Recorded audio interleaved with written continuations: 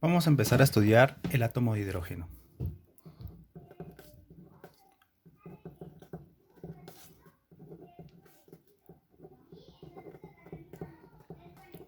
Bueno, en el átomo de hidrógeno, básicamente, el potencial central que vamos a estudiar pues, es el potencial eléctrico de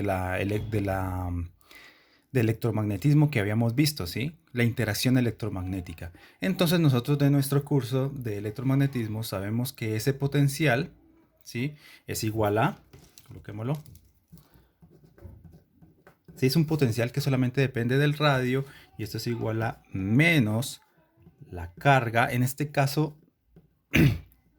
sería la carga al cuadrado, porque una carga va a ser, en este caso del átomo de hidrógeno, una carga va a ser del protón, que va a ser Q, y del otro lado pues va a ser la carga del electrón, que también es Q. Los dos tienen la misma carga, una es positiva y la otra es negativa.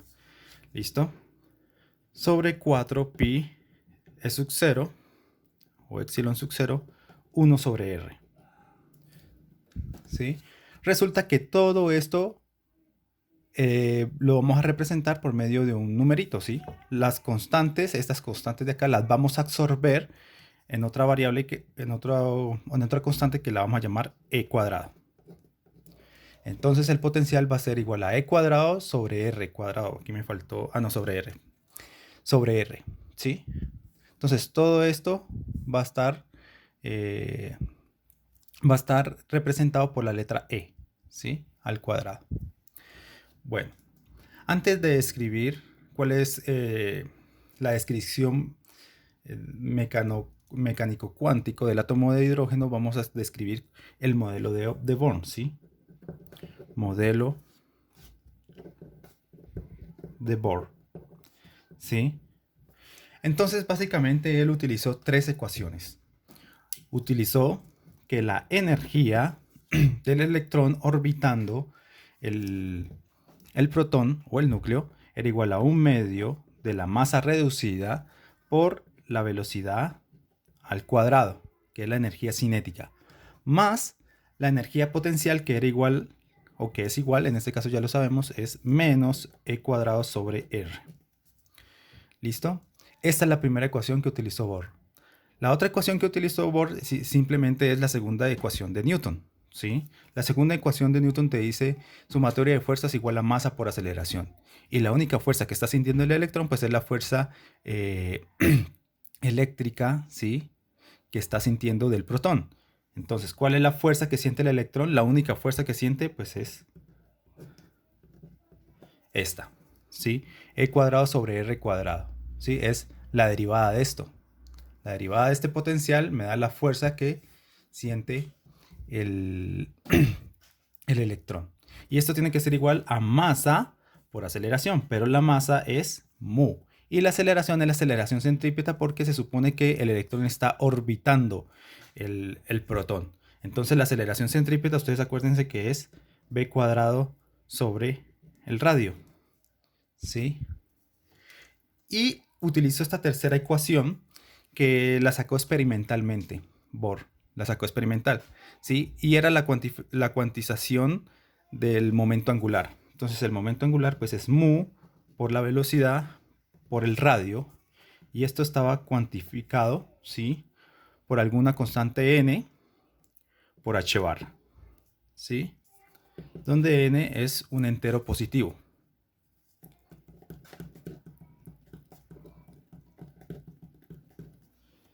¿Sí? Entonces tenemos tres ecuaciones. Esto es bastante sencillo de mostrar que con estas tres ecuaciones podemos sacar la energía. ¿Cómo depende la energía con respecto a esta n? ¿Cómo varía también el radio con respecto a esta n? ¿Y cómo varía la velocidad con respecto a esta n? Jugando con estas tres ecuaciones, entonces lo que tenemos es que la energía del electrón está cuantizada y está dada por menos 1 sobre n al cuadrado por E sub i. ¿Sí? Y tenemos que R también depende del número, ¿sí? Del número n, ¿sí? Y esto es igual a n cuadrado por a sub 0. Y la velocidad también está cuantizada y esto es igual a 1 sobre n por b sub 0. Ahora empecemos a definir cada una de estas cosas. Esto es SUI. Primero, veamos para qué n esta energía es mínima. ¿En qué n la energía es mínima?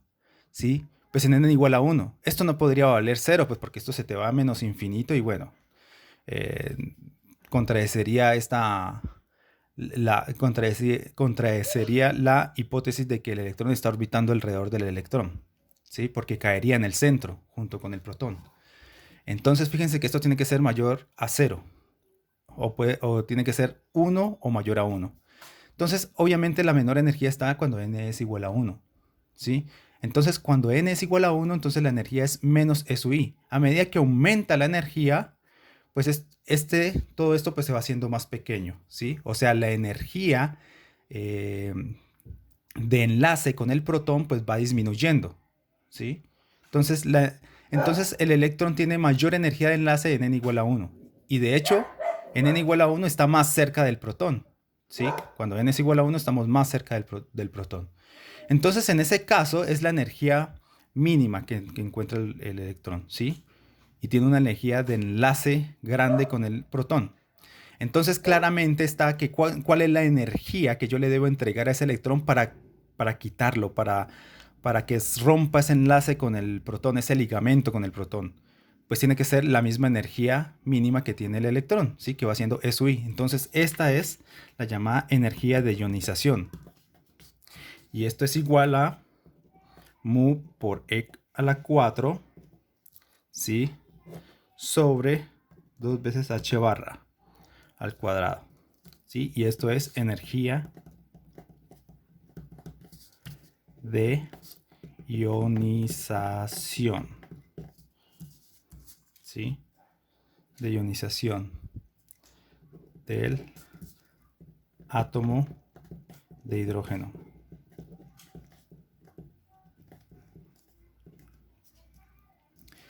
¿Sí? Y esto es aproximadamente, si uno reemplaza todas estas constantes, ¿sí? Reemplaza aquí la masa del... Acuérdense que esta es la masa reducida. Si reemplaza la masa del protón, la masa del electrón. Aquí reemplazamos todas estas constantes y esto da aproximadamente 16.3, me parece. No, esto me da 13.6. 13.6 electronvoltios. ¿Sí? Unidades de energía, electronvoltios. 13.6 electronvoltios. ¿Sí? Entonces, esta es la energía necesaria que le tengo que entregar al electrón para poder desenlazarlo del protón, ¿sí? Para poder que se vaya del átomo de hidrógeno y así ionizar el átomo de hidrógeno. Queda con una carga positiva, que es la del núcleo, la del protón. ¿Listo? Y ahora este A sub 0 se le llama radio de Bohr, ¿sí? Radio de Bohr. Y esto es h barra al cuadrado sobre mu e cuadrado, ¿sí? Y esto es radio de Bohr. ¿Sí? Pues es la distancia mínima que el electrón puede estar del protón, ¿sí? Bueno. Entonces, esto es aproximadamente igual, el radio de Bohr es aproximadamente igual a 0.52 angstrom, ¿sí? 0.52 angstrom es ese radio mínimo. O sea que el radio atómico del hidrógeno pues va siendo aproximadamente este valor, ¿no? 0.52 angstroms. Acuérdense que angstroms es del orden de 10 a la menos 10 metros, ¿sí? 10 a la menos 10 metros. ¿Listo? Y bueno, básicamente todo esto explica, digamos, el espectro cuantizado del átomo de hidrógeno. O sea, el experimento iba bastante bien con estas fórmulas, ¿sí? Bastante bien. Y podía, digamos, de alguna otra forma reproducir el espectro de fotoluminiscencia del hidrógeno, ¿sí? Del espectro visible, que los niveles de energía estaban cuantizados, ¿sí?